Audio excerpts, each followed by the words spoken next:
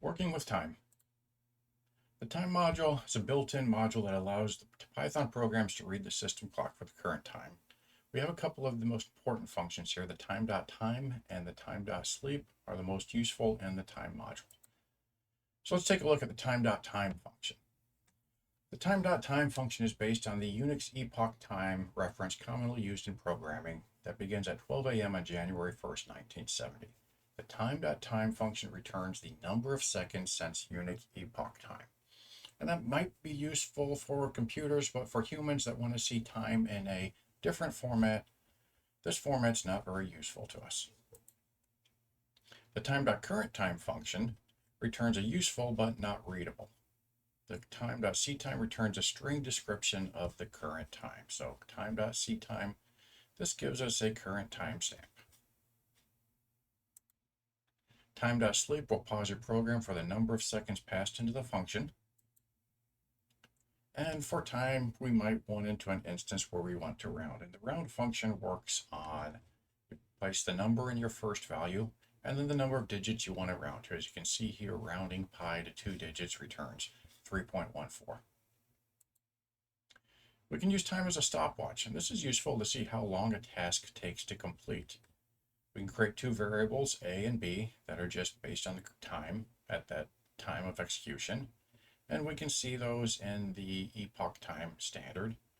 And then if we go ahead and subtract if we subtract B from A, we'll get a new value, and that's the difference between A and B.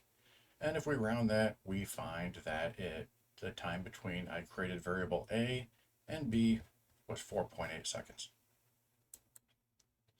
We also have a date time module, and this is very useful. So this gives us a more convenient format for date and time. If I call the dateTimeNow function, I return a datetime object. And that's not very human readable, but it's definitely usable. The datetime object contains the following: the year, month, day, hour, minute, second, and microsecond. And we can see that right here. I've imported datetime and I've called the datetime function, and it returns the year, month, day, hour, minute, second, microsecond. Now, if I want to convert a datetime module to string, I can call the string from time method to convert a datetime object into a string. So let's take a look at how that works.